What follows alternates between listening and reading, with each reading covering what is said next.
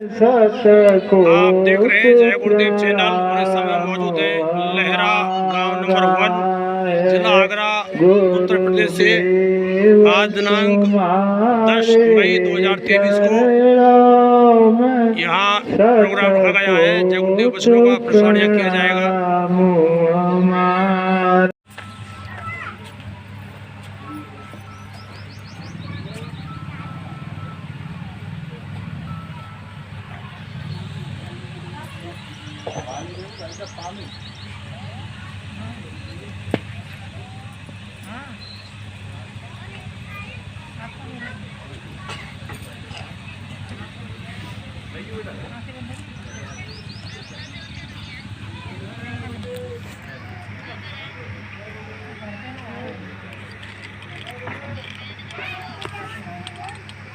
मालिक के नाम को सभी धर्म प्रेमी भाई बहन जोर से बोलेंगे।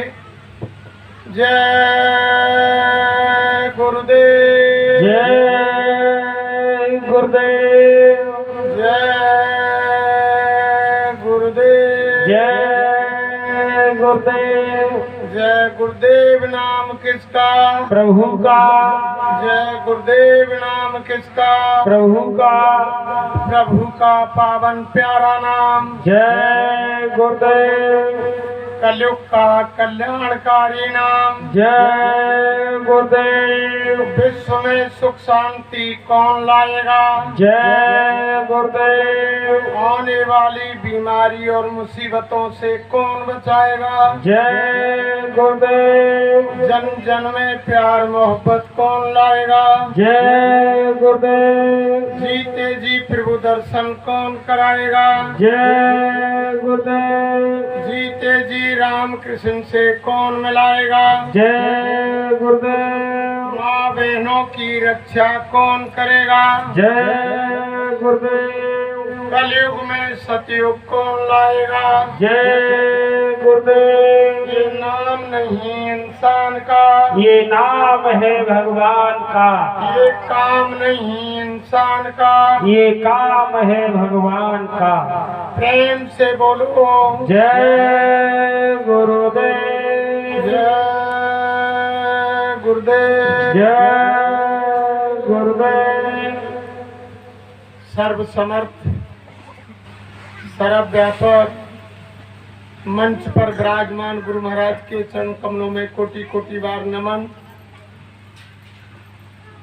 पूजनीय वंदनीय पिता तुल्य बुजुर्गों, दूर दराज से पधारे हुए धर्म प्रेमियों, गुरु भाई बहनों, सती सीता सावित्री की पावन भूमि पर पैदा होने वाली माता बहन देवियों, नौजवान साथियों, नन्हे मुन्ने बच्चे और बच्चियों, सभी को हमारा हाथ जोड़ के सादर जय गुरुदेव।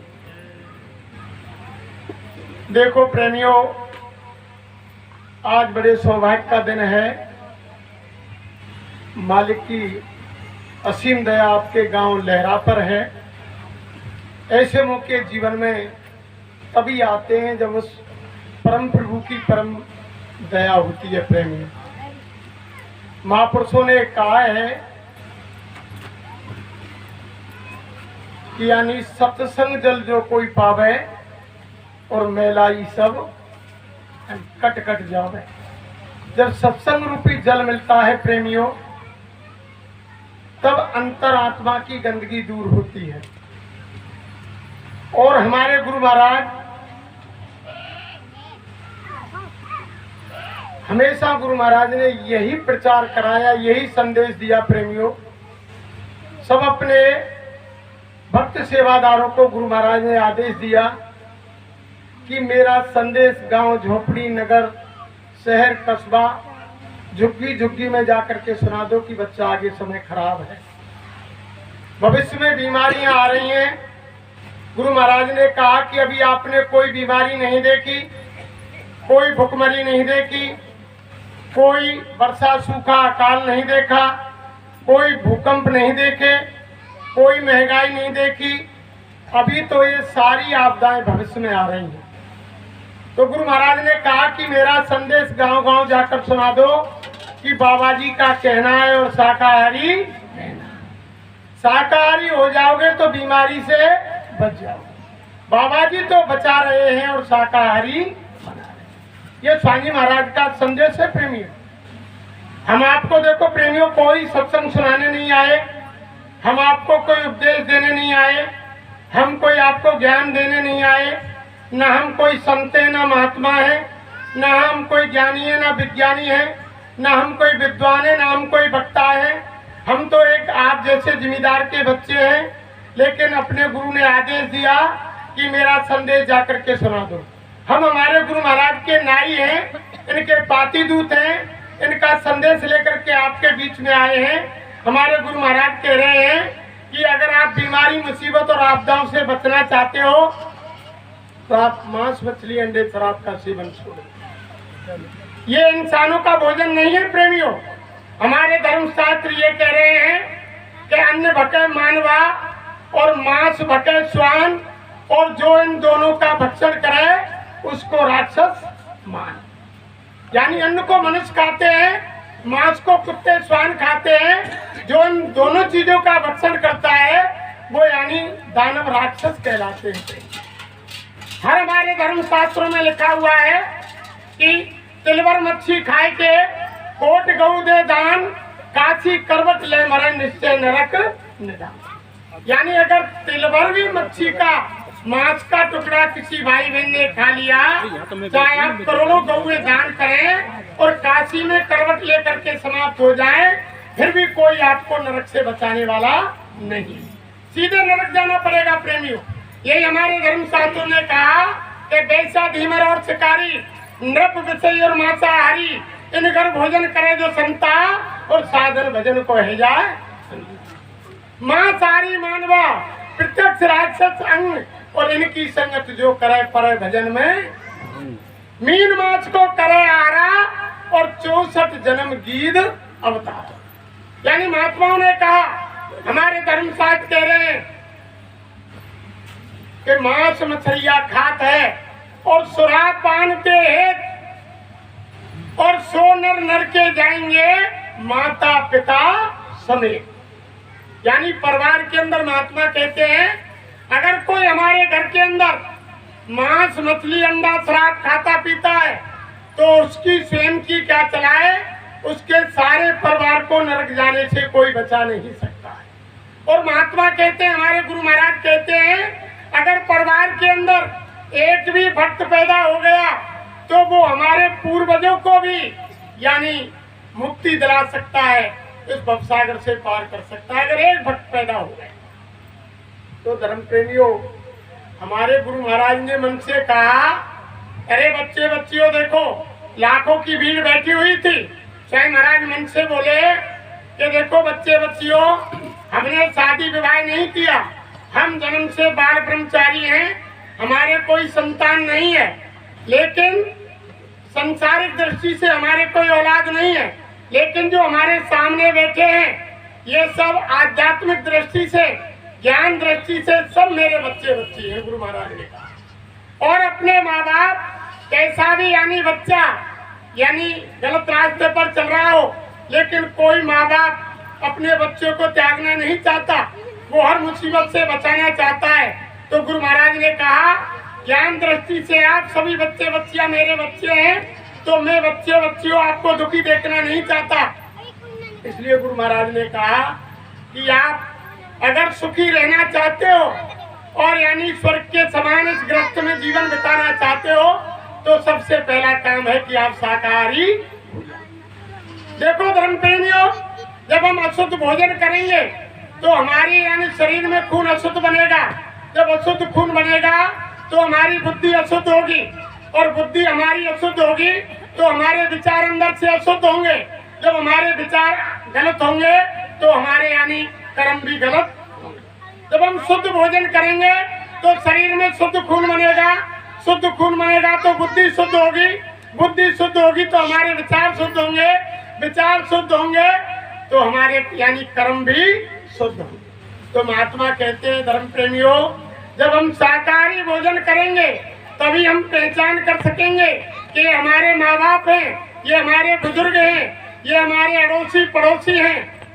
ये हमारे नाते रिश्तेदार हैं, ये गुरु है, ये भगवान है। जब तक हम यानी शाकाहार को नहीं अपनाएंगे प्रेमियों, शाकाहारी सदाचारी नहीं बनेंगे, तब तक हम किसी को पहचानने वाले नहीं। इसलिए सबसे पहले सीढ़ी, अगर तुम माँ बाप को पहचानना चाहते हो, दुनिया को जानना चाहते हो, खुद को पहचानना चाहते हो, आज तक मैं सभी भाई बहनों से पूछना चाहता हूँ, आज तक किसी ने खुद को पहचाना कि मैं कौन हूँ? किसी ने नहीं जाना। इसी बात को जनाने के लिए तो हमारे गुरु महाराज धरती पर आए हैं, और गुरु महाराज ने आकर के आवाज लगाई मन से कि हम आए हुए देश से, और जहाँ तुम्हारो धाम और तुमको घर पहुँचावनो एक हमारो। गुरु महाराज ने कह रहे बच्चा, ये संसार तुम्हारा नहीं है, जिसको तुम अपना मान रहे हो, ये संसार तुम्हारा घर नहीं है। तुम्हारे पुरखा, तुम्हारे दादा बाबा यहाँ से चले गए, तो एक दिन तुम सभी को यहाँ से जाना है, तो ये संसार आपका नहीं है। तो गुरु महाराज ने कहा कि हम उस देश से आए हैं जहाँ तुम्हारा असली घर है, वहाँ कभी दुख सुख नहीं, वहाँ जन्म मरण नहीं होता है। एक बार आत्मा वहाँ पहुँच जाती है, फिर जन्म मरण के चक्कर में इस 84 लाख योनियों में और 4 खानों में दोबारा नहीं भटकती है। वो ऐसा देश है।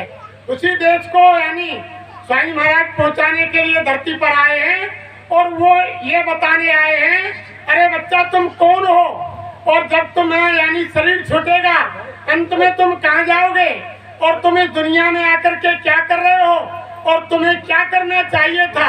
ये सारी चीज बचाने के लिए धरती पर महात्मा आते हैं।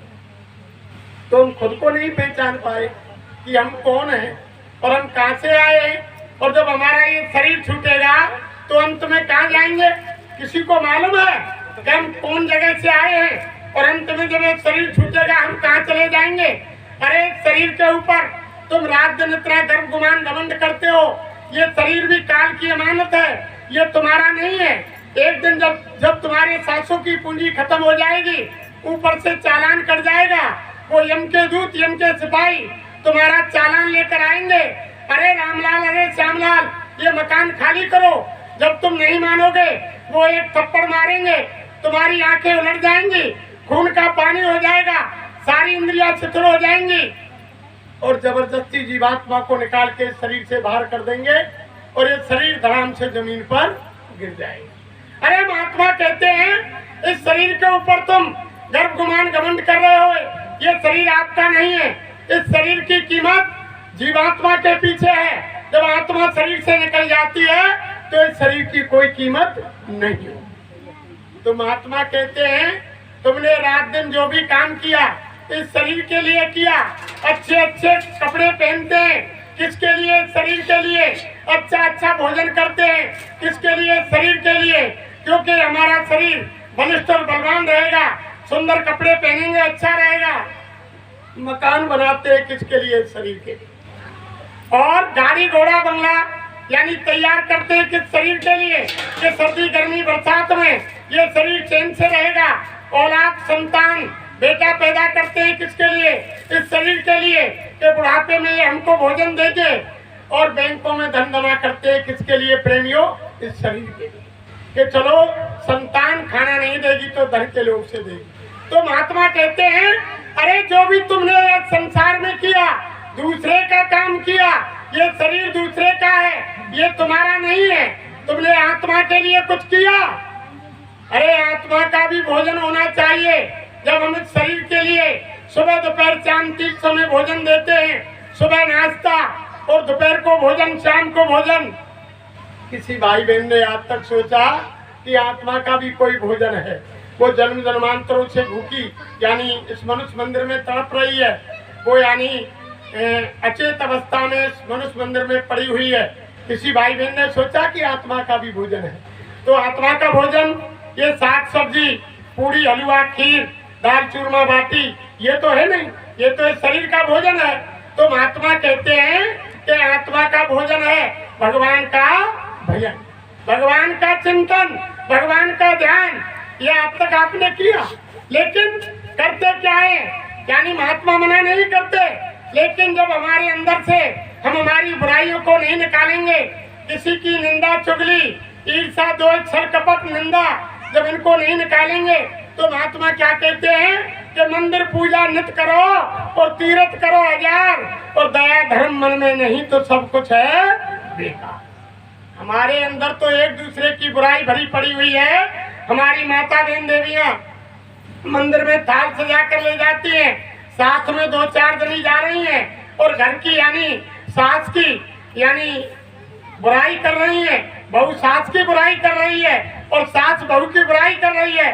थाल हाथ में लगा हुआ है, पूजा मंदिर के लिए जा रही है। कभी आपने भगवान से पूछा, देवी माँ से पूछा, अरे भगवान देवी माँ क्या तुम मेरी पूजा को स्वीकार कर रही हो या नहीं कर रही हो? किसी ने पूछा नहीं। यानी फूल पत्ती डाल दिया, चंदन लगा दिया, लेकिन किसी ने नहीं पूछा कि मेरी पूजा स्वीकार है या नहीं है। जब घर की यानी माँ उसको तुम यानी समय से भोजन नहीं दे रही है, उनकी सेवा नहीं कर रही है, उनको ताड़ना दे रही है, जब घर में हमारी माँ बैठी है उनकी हम पूजा नहीं कर रही हैं, मंदिर में जाकर के पूजा कर रही हैं, तो वो देवी माँ कभी खुश होगी? नहीं होगी। इसीलिए तो महात्मा कहते हैं कि जब तक अंतर में प्रेम नहीं उमड़ेगा प्रेमियों, जब दया नहीं होगी, तब तक वो देवी माँ वो भगवान आपकी पूजा को स्वीकार करने वाला नहीं। और ये सारी चीज कहाँ मिलेंगी? संत महात्माओं के दरबार में। जब संतों के महात्माओं के पास जाएंगे तभी तो ये देंगे। तभी तो महात्माओं ने कहा, देखो सब बोलेंगे भाई बहन, कैसे मिलेंगे भगवान तो है गुरु के बिना, कैसे मिलेंगे भगवान तो है गुरु के बिना, कैसे मिलेंगे सतनाम तो है सतगुरु के बिना, कैसे मिलेंगे सतनाम तो है सतगुरु के बिना। बिना गुरु के भगवान नहीं मिलता है। ऐसा कहा है हमारे धर्मशास्त्रों में, जिनको हम आप भगवान मानते हैं, रोजाना पूजा करते हैं, तो हम महात्माओं ने कहा कि राम कृष्ण से कौन बड़ और जिन्हू गुरु कीन और 3 लोक के अधिपति और गुरु आगे आधीन। यानी वो भी गुरु के अधीन रहे, उन्होंने भी गुरु बनाया। फिर क्या कहा?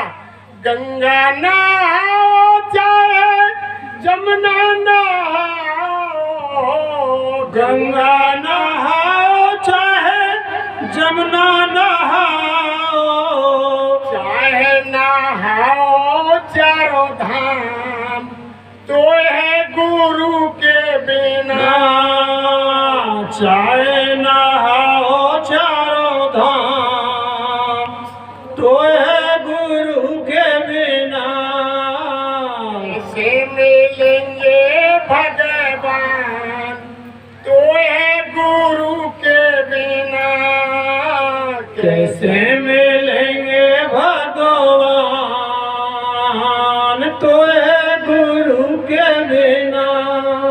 धूना लगा चाहे भस्मी रमाओ, धूना लगाओ चाहे भस्मी रमाओ, कितनों लगाओ तुम ध्यान तो है गुरु के बिना, कितना लगाओ तुम ध्यान तो है गुरु के बिना, से मिलेंगे भगवान तो है गुरु के बिना, कैसे मिलेंगे भगवान तो है गुरु के बिना। गीता पढ़ो चाहे पढ़ो रामायण, गीता पढ़ो चाहे पढ़ो रामायण, चाहे पढ़े लो वेद पुराण तो है गुरु के बिना, चाहे पढ़ लो वेद पुराण तो है गुरु के बिना, कैसे मिलेंगे भगवान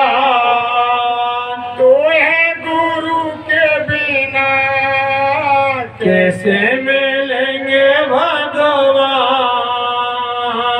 तोए गुरु के बिना। टीका लगाओ चाहे चंदन लगाओ, टीका लगाओ चाहे चंदन लगाओ, कितनों कराओ स्नान तो है गुरु के बिना। कितनों कराओ स्नान तो है गुरु के बिना। कैसे मिलेंगे भगवान तो है गुरु के बिना।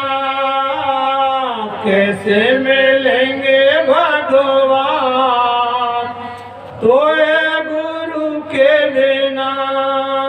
जटा रखाओ चाहे मुड़ मुड़ाओ, जटा रखाओ चाहे मुड़ मुड़ाओ, चाहे फहराओ अपने कान तो है गुरु के बिना।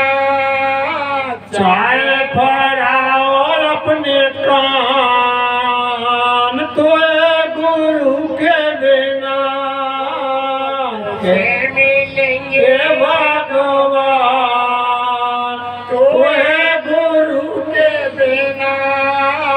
कैसे मिलेंगे भगवान तो है गुरु के बिना।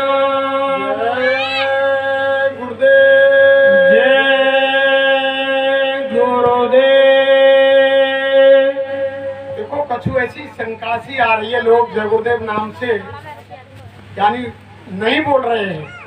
शायद ये समझ रहे हैं कि जय गुरुदेव नाम कहाँ से आ गया। राम है, कृष्ण है, हनुमान है और भगवान है, देवी है, दुर्गा है, भैरव है, भूमिया है, लेकिन ये जय गुरुदेव नाम कहाँ से आ गया। देखो प्रेमियों, हमारे गुरु महाराज ने मंच से अपना परिचय दिया। साईं महाराज ने कहा, देखो बच्चे बच्चियों, आप ये शंका मत करना कि जय गुरुदेव नाम बाबा जी का है। स्वामी महाराज बोले, मेरा नाम जय गुरुदेव नहीं है। गुरु महाराज ने कहा, मैं तो केवल भारत नहीं सारे विश्व में जय गुरुदेव नाम भगवान का प्रचार करता हूँ। स्वामी महाराज बोले, मेरे शरीर का नाम मेरे माँ बाप ने, मेरे घर परिवार वालों ने रखा। जो गोसाई महाराज का नाम है, जिन्होंने रामचरितमानस लिखा, जो गोस्वामी जी महाराज का पूरा नाम है, वही हमारे गुरु महाराज का नाम है। प्रेमी, जो घर में हमारी माता बहन देवियां जिस पेड़ की पूजा करती हैं, जो पूजा वाला पेड़ है, जो उस पूजा वाले पेड़ का जो नाम है, वही हमारे गुरु महाराज के शरीर का नाम है। नाम हम इसलिए नहीं लेते हैं प्रेमियों, जैसे हमारी बुजुर्ग माताओं से पूछो, आज भी वो समय में भी अपने पति का नाम नहीं लेती है। हमारी बुजुर्ग माताएं अपने पति का नाम जानती हैं, लेकिन आज तक नहीं लेती हैं। कहीं कोई काम निमित्त बाजार में पड़ जाए कि तुम्हारे पति, तुम्हारे घरवाले का क्या नाम है, तो बुजुर्ग माताएं आज भी ये कहेंगी कि बगल में खड़े भाई से, अरे बेटा तुम्हारे बाबा का नाम बता दो, तुम्हारे ताऊ का, तुम्हारे भाई का, लेकिन अपने मुंह से नाम नहीं लेते। आज तो मॉडर्न समय आ गया, हमारी नौजवान बहू बेटी वो अपने पति का नाम लेकर ही बुलाती है। लेकिन हमारे जितने धर्मशास्त्र हैं उनमें बताया गया है कि अगर कोई भी पत्नी अपने संसारिक पति का नाम लेती है तो उसकी उम्र यानी घट जाती है, कम हो जाती है। और ये हमारी माता बहन देवियां, साल में 365 दिन होते हैं प्रेमियों। 365 दिन में एक दिन व्रत रखती हैं अपने पति की उम्र बढ़ाने के लिए। कौन सा? करवा चौथ का एक दिन रखती है ना, यानी पूरी साल में उम्र बढ़ाती है एक दिन, और पूरी साल नाम लेकर बुलाती है तो 364 दिन उम्र घटाती है। अभी नाम नहीं ले बुजुर्ग माता, आज भी देख लो, कोई काम पड़ जाएगा तो वो सारे में बता देंगे, लेकिन पति का नाम नहीं ले। ऐसे ही हमारी साईं महाराज ने कहा, देखो बच्चे बच्चियों, यहाँ जितने भी यानी इंसान और हमारी देवी माता बहन बहू बेटी बैठी हुई है, गुरु महाराज बोले कि सबकी आत्मा नारी रूप है। जब इनको यानी सतगुरु मिल जाते हैं, आत्मा की डोरी को अपने हाथ में काल भगवान से ले लेते हैं, उस दिन आत्मा आत्मा की सच्ची शादी हो जाती है, इनके सच्चे पति मिल जाते हैं, तो हमारी आत्मा के जो सच्चे पति हैं वो कौन है? सतगुरु, वो यानी परमपिता परमात्मा, वो मालिक। इसलिए हमारी आत्मा की शादी इनके साथ हुई, इसलिए हम हमारी जबान से अपने गुरु का नाम नहीं लेते। इनका नाम जय गुरुदेव नहीं है, इनका नाम वही है जो गोसाई महाराज जिन्होंने रामचरितमानस लिखा था। दूसरा परिचय गुरु महाराज ने दिया कि मेरा छोटा सा आश्रम मथुरा में, बता देना, मेरा छोटा सा आश्रम दिल्ली आगरा बाईपास मथुरा में, गुरु महाराज ने कहा। और मैं जय गुरुदेव, तीसरा परिचय में जय गुरुदेव नाम का प्रचार करता हूं। इनका नाम जय गुरुदेव। देखो, सतयुग के समय हरि नाम भगवान का था। सतयुग के अंदर ये भगवान का नाम ऊपर चल करके नहीं आता प्रेमियों, ये तो धरती पर, ये तो संत महापुरुषों के, महात्मा ऋषि मुनियों के अधीन होता है। जिस नाम में पावर डाल देते हैं, जिस नाम को जगा देते हैं, जैसे कोई मंत्र सिद्ध किया जाता है, ऐसे ही परमात्मा का नाम सिद्ध किया जाता है। जिस नाम में पावर डाल देते हैं, उसी नाम से जीव की मुक्ति करा देते हैं।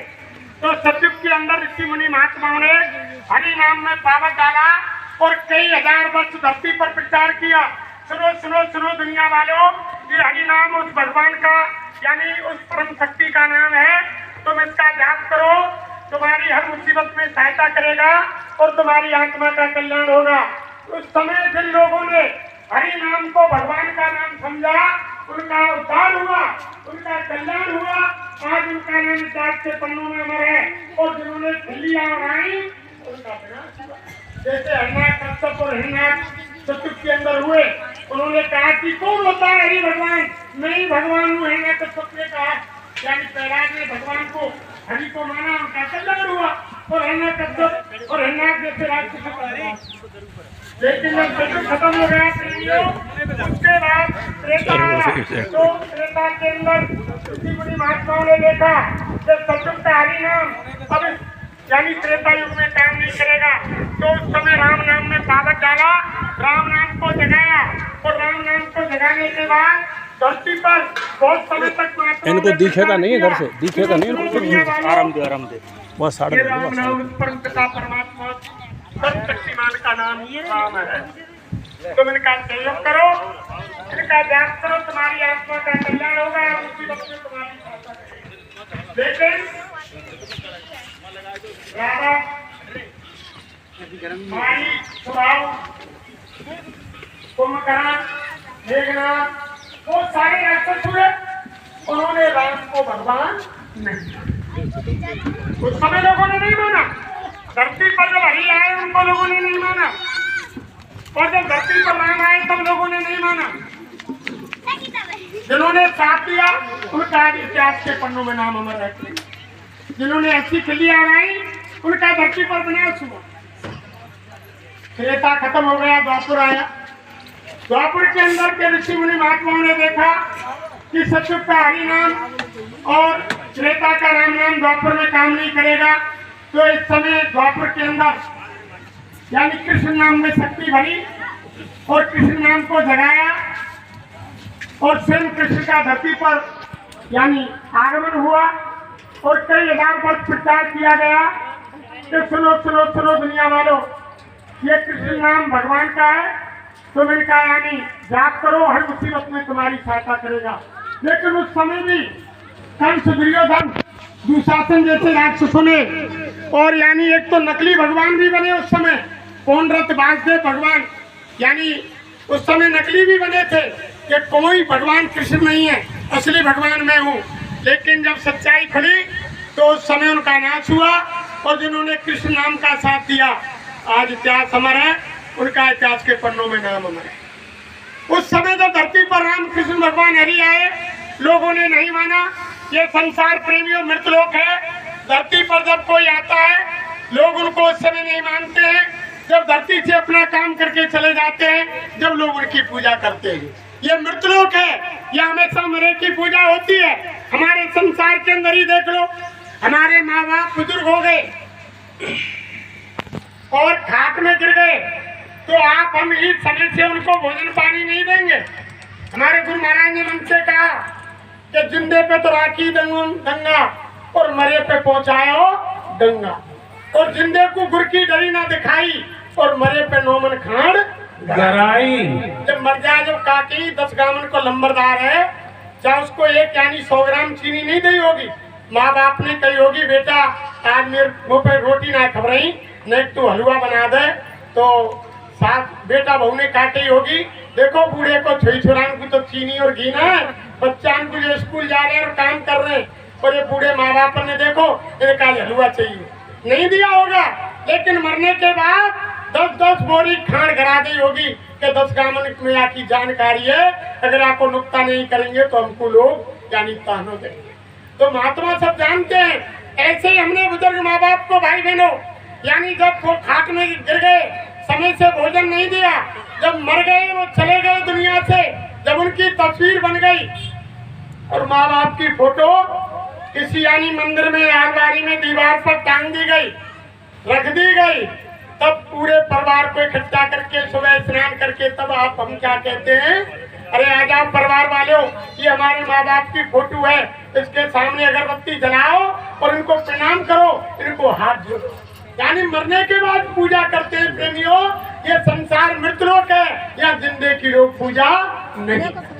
ये हमारी माता बहन देवियों को देखो, जब नाग पंचमी आती है, जब वे मंदिर में पूजा करने जाती हैं, तो नाग देवता जो पत्थर का बना रहता है उसको बड़े यानी गंगा जल से दूध से स्नान कराती हैं, दूध पिलाती हैं, फूल बत्ती चलाती हैं, और घर में अगर कोई जिंदो से आप निकलावे तो लाठी से मार देंगे, छोड़ेंगे। तो देखो जब गणेश चतुर्थी आती है तो उस समय गणेश की पूजा करने जाएं तो गणेश का वाहन है चूहा मूसा, बाबू पूज के आवे, और घर में कोई माता बहन देवी झाड़ू लगा रही हो या पोछा दे रही हो और कोई चूहा नजर आ जाए तो झाड़ू से ही मार देंगे। ये संसार का नियम है। या मरे की पूजा करते हैं या जिंदे की पूजा नहीं होती है, ये मृतलोक है। जब कोई अवतारी शक्ति संत महात्मा ऋषि मुनि औलिया जब धरती पर आते हैं, जब वो अपना काम करते हैं, लोग उनको नहीं मानते। भगवान कृष्ण को उस समय लोगों ने नहीं माना। अगर भगवान कृष्ण को लोग समझ जाते कि भगवान है, तो उनको ग्वारिया गमार चोर बदमाश यानी भगवान कृष्ण से नहीं, उनकी पूजा करता सारा संसार, लेकिन नहीं किया। तुच्छ लोगों ने, छोटे लोगों ने, ग्वाल वालों ने उनको समझा कि ये भगवान है, उन्होंने इनसे मित्रता की, उन्होंने उनको सखा बनाया। ऐसे ही भगवान राम को यानी संसार के बड़े बड़े लोग उस समय नहीं पहचान पाए धरती पर। अगर भगवान राम को उस समय लोग पहचान जाते धरती पर कि ये भगवान है, तो भगवान राम को 14 वर्ष का वनवास कोई नहीं देता। और अगर वनवास भी होता तो सारे अयोध्या के नर नारी जंगल चले जाते सीधे। केवल राम लक्ष्मण सीता जंगल के लिए गए, बाकी अयोध्या का कोई भाई बहन जंगल में नहीं गया, क्योंकि उन्होंने नहीं पहचाना।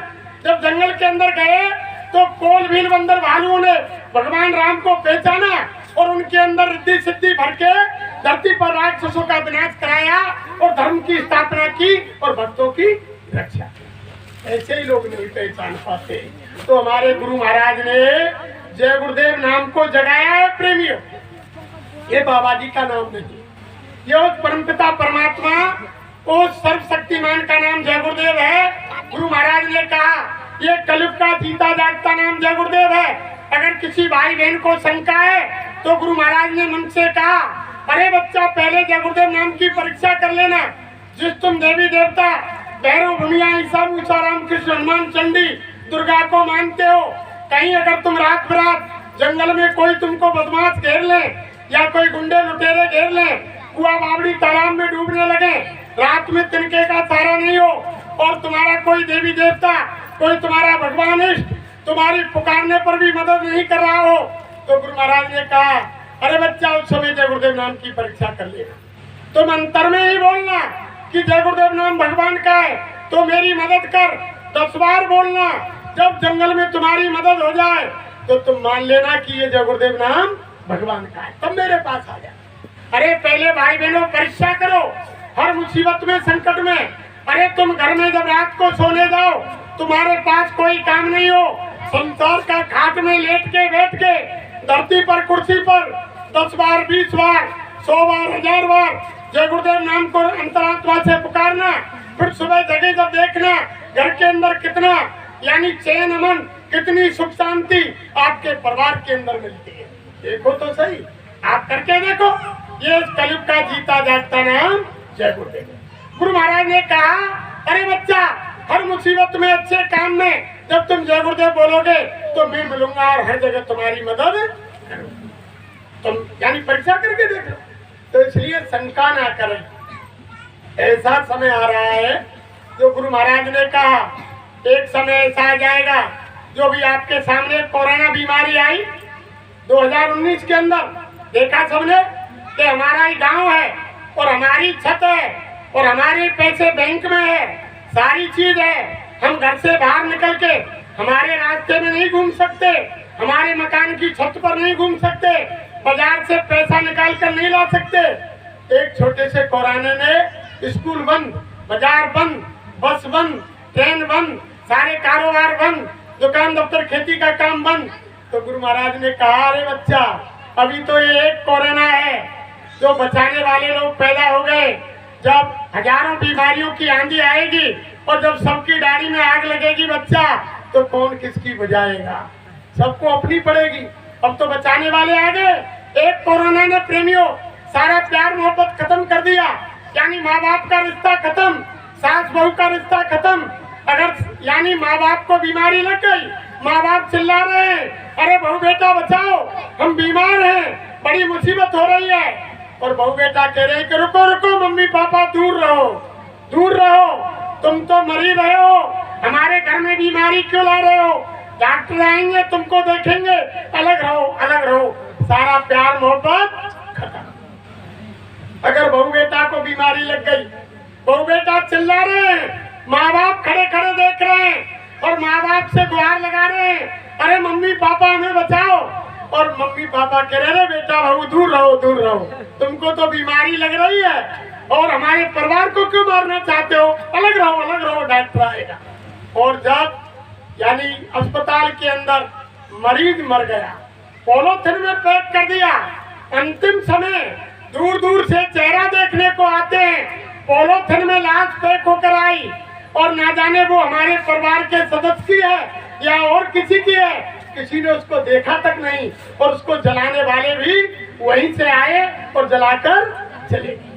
अंतिम समय भी ये मुखड़ा नहीं देखा। तो बाबा जी कह रहे हैं, प्रेमियों, अगर तुमने शाकाहार को नहीं अपनाया, मांस मछली अंडे शराब को नहीं छोड़ा, निंदा चुगली बुराई और यानी रिश्वत लेना, चोरी करना, यानी व्यभिचार करना, बुराइयों को नहीं छोड़ा, यानी शाकाहारी सदाचारी नहीं बने, तो बाबा जय गुरुदेव कह रहे हैं कि आगे भविष्य में ऐसी ऐसी बीमारियां, मुसीबतें, लड़ाई झगड़े, भूकंप, महामारी, भुखमरी, वर्षा, सूखा काल आ रहे हैं कि तुम चारों तरफ आपदाओं से घिर जाओगे और घर में बैठकर रोओगे। तुम्हारी बात को कोई सुनने वाला नहीं होगा।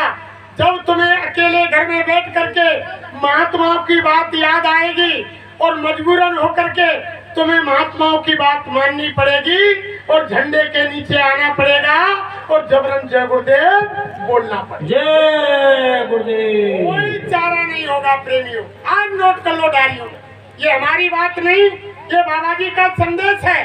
गुरु महाराज ने कहा वो समय ऐसा मजबूर कर देगा। आज तुम जय गुरुदेव नाम से डर रहे हो, लेकिन उस समय कोई नाम तुम्हारी मदद नहीं करेगा। उस समय जय गुरुदेव नाम ही तुम्हारी रक्षा करेगा और कोई उस समय काम नहीं है। अरे देख लो, ऐसा समय आ रहा है। इसलिए बाबा जय गुरुदेव तो सबको बचाना चाहते हैं प्रेमियों। वो किसी को दुखी देखना नहीं चाहते, वो तो बचाना चाहते हैं कि समय खराब आ रहा है। और हमारे गुरु महाराज से पहले बहुत संत महात्मा लिख गए, यानी सूरदास जी अपनी भविष्यवाणी में लिख गए, जो भी हमारे यानी कटनी से आए भाई मानसा बलदेव जी बता रहे थे कि रे मन धीरज क्यों ना धरे।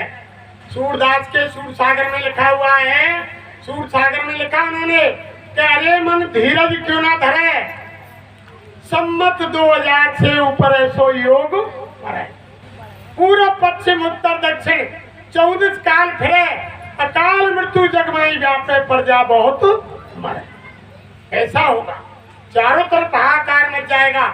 अकाल मौतें होंगी। स्वामी महाराज कह रहे हैं कि कहीं जय गुरुदेव पुकार, जमाना बदलेगा, प्रजा बहुत मरेगी जग में, लाशें पड़ी सड़ेंगी घर घर में, उठाने वाले मिलेंगे ना यार, जमाना बदलेगा। सुनते जाना सभी नर नार, जमाना बदलेगा।